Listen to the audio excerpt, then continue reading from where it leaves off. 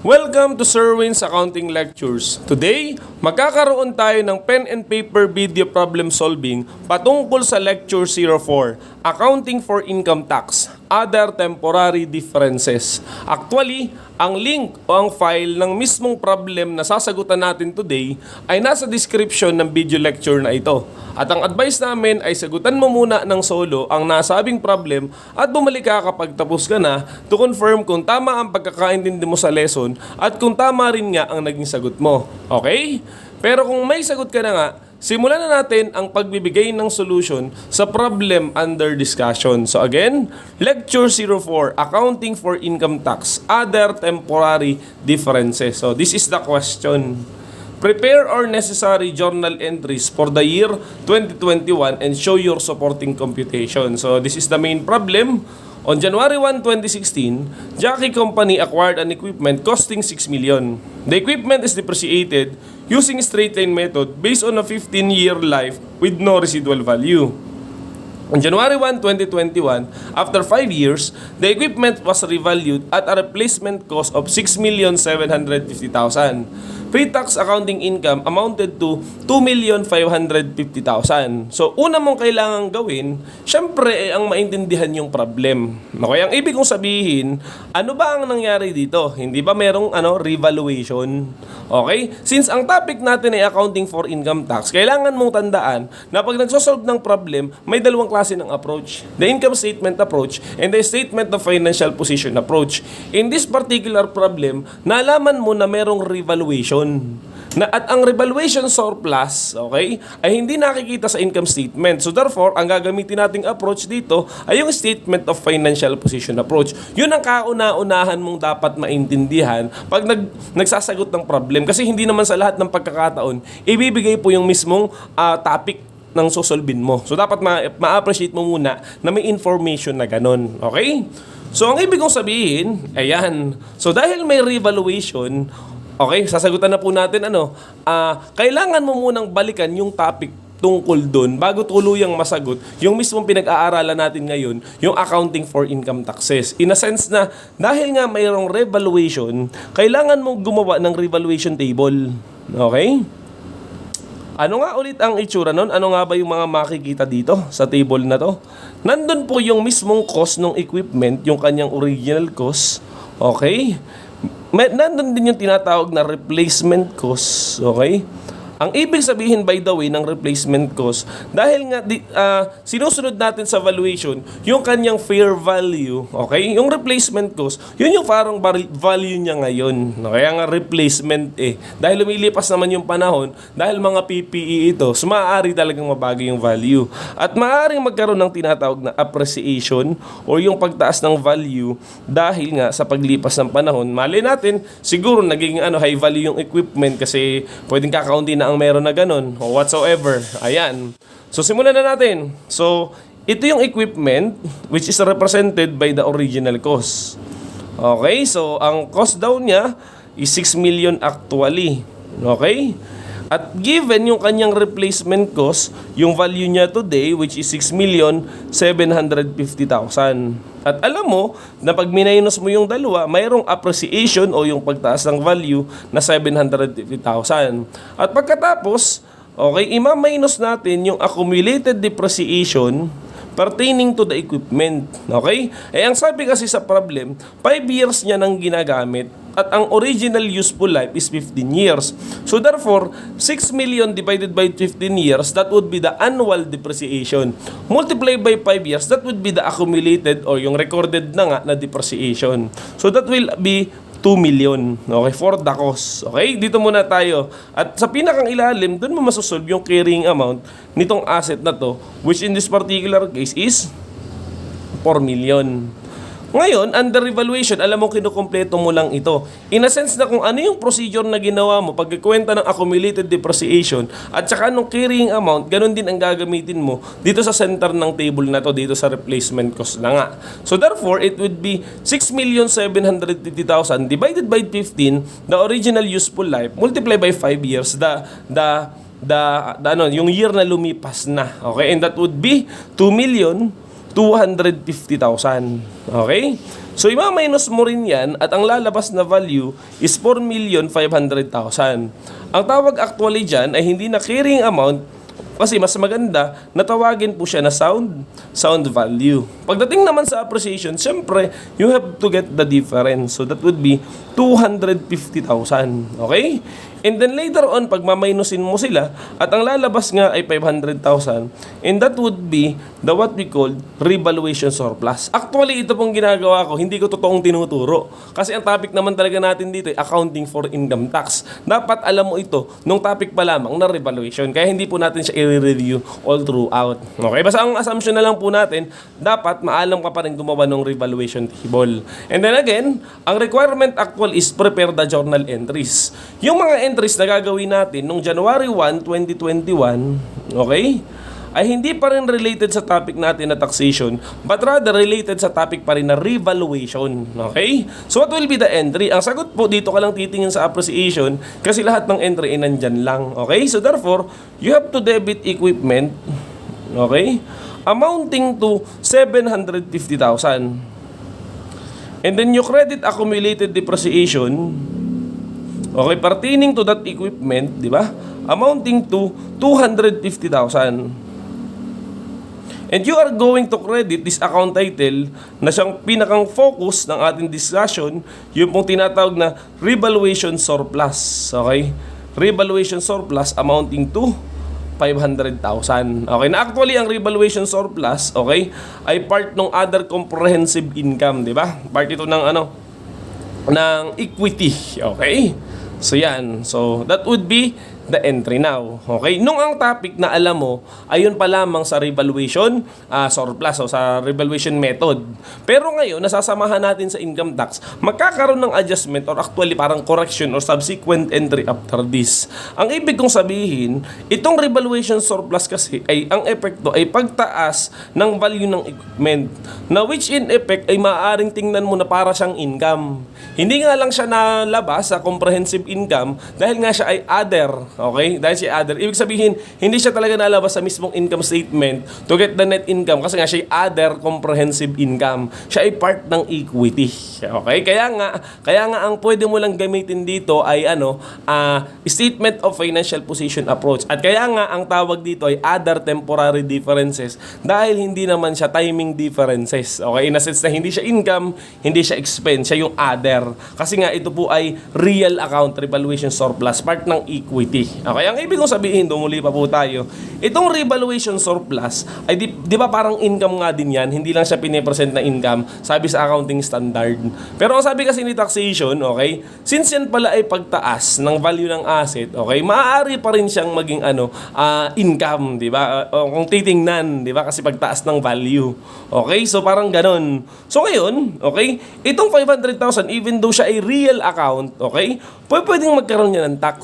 Diba? Ang ibig sabihin, since ang sabi ng problem, may tax yan na 30%, hindi mo pwedeng i-consider as income o revaluation surplus na pupunta sa retained earnings later on at 100%. But rather, ang pwede mo lang ditong i-consider ay yung 70%. Kasi nga, again and again, 30% ay tax dyan. Di ba income to? At the end of the day, sa point of view niya, pwedeng ganun. So, hindi pwedeng buong 500,000. But rather, 30% will be reduced and be transferred to the tax. Di ba?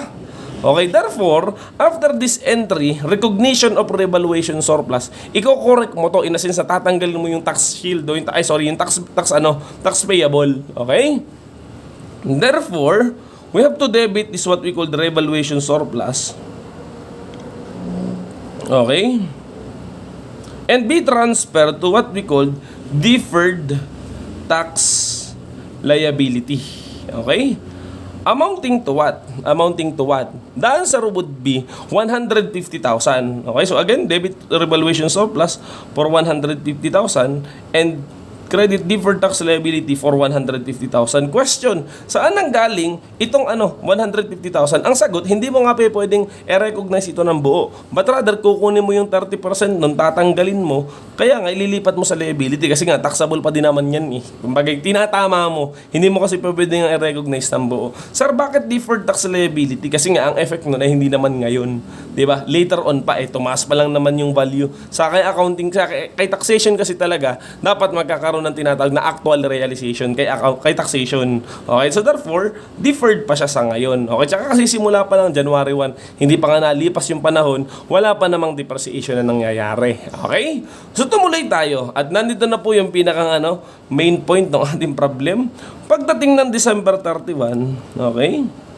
Pagdating ng December 31, 2021, magkakaroon ng entry para saan? Para dun sa current tax expense, di ba? Sa deferred tax expenses at saka sa total tax expense. So therefore, okay, pwede kang gumawa muna ng computation bago yun. Okay? So paano natin siya gagawin? Kung tandaan nyo yung technique natin, maaaring iyon pa rin ang ating gamitin. Paano nga po yun? Ang sabi natin, okay, there are two periods. Okay? We have this income before temporary difference, and we have this income, dito na lang, income after temporary differences. At basically, ang accounting income na ibinibigay ay malamang yung after. In this particular problem, that would be 2,550,000. Okay? At alam mo na ang kailangan nating isolve ay yung tinatawag na taxable income. Okay? And that is parang missing pa. Tapos alam mo na dinediretso po natin palabasin yung deferred tax liability at yung deferred tax asset. Depende kapag ka nag-positive liability, pag nag-negative ay therefore asset. Okay? So tumuloy tayo.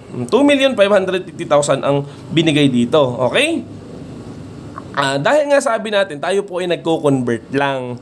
Convert in a sense na kahit ito ay statement of financial position approach, okay? Ibinabalik pa rin natin dun sa sa comprehensive income statement approach. Yung income statement approach, I mean, in a sense na yung mga real account ikino-convert natin sa income and expenses. And in this particular case, basically, ang meron po diyan ay depreciation. Bakit depreciation? Kasi nga merong asset. Okay?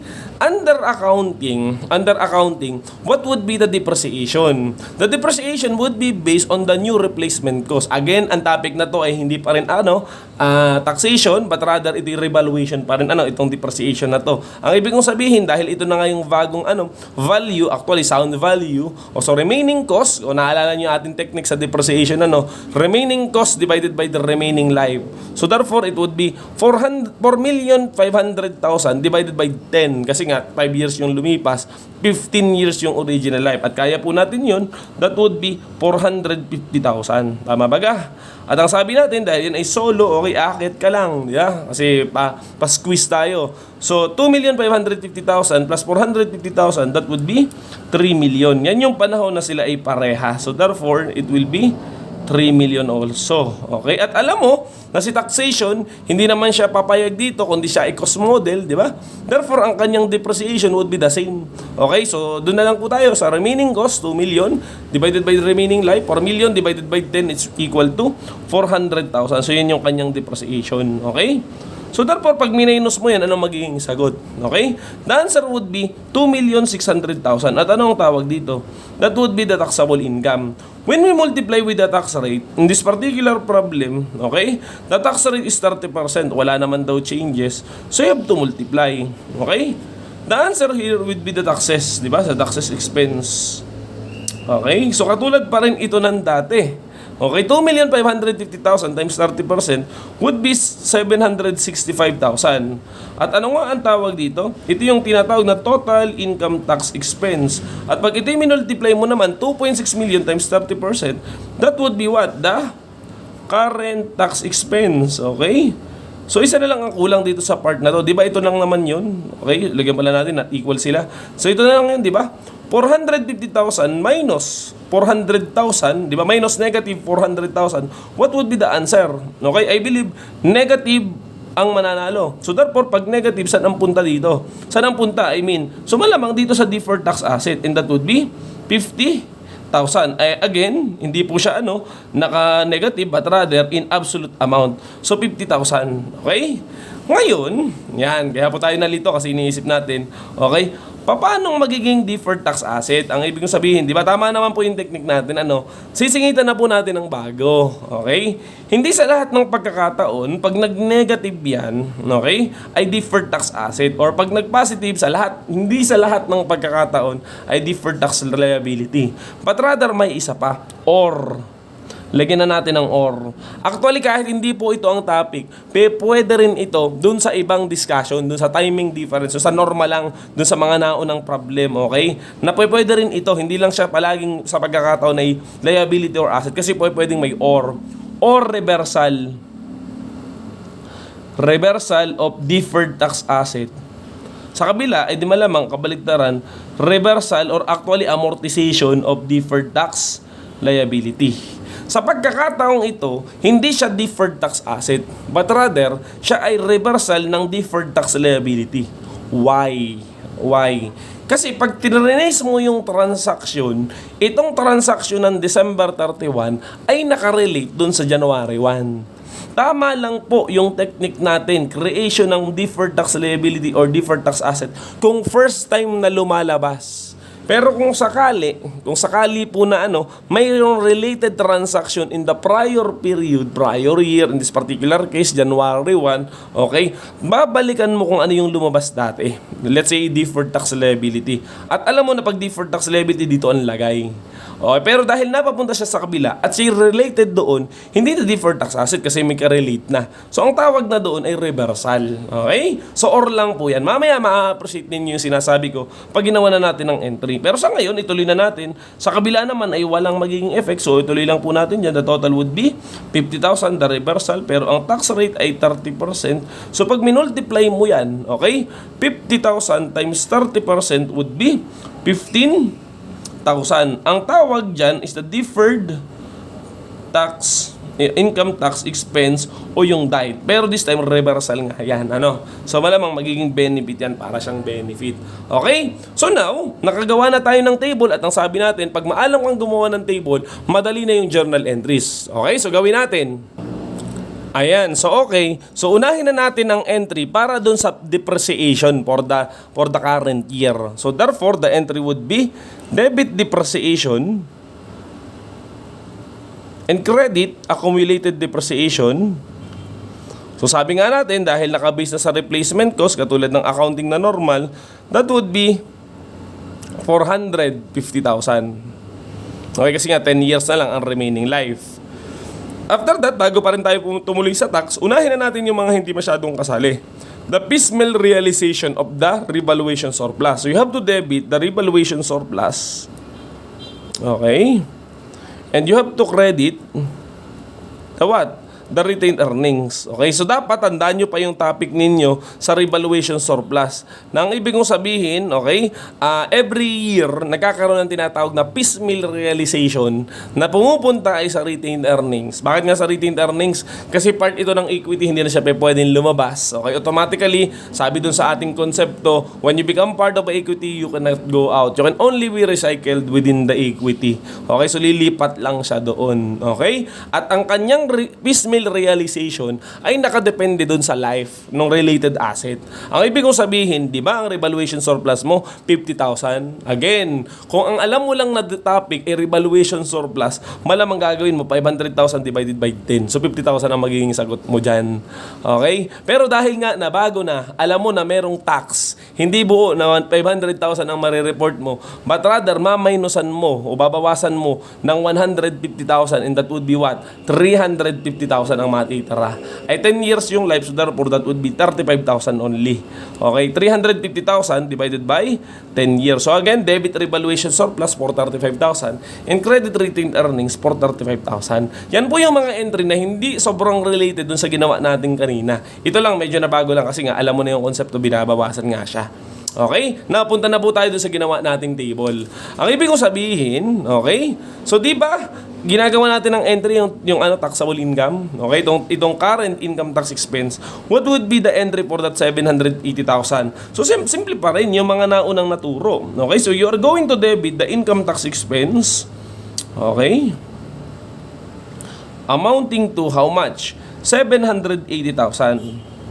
And you are going to credit the income tax payable amounting to 780,000. So, ibig sabihin pala, kahit ano pang klase ng difference, ang ibig sabihin, kahit po yan ay kahit yan ay timing difference or other temporary differences, yung pagkikwenta at kahit yung paggagawa ng entry pertaining to current income tax expense ay parehas pa din, hindi naman nababago. Tama po baga?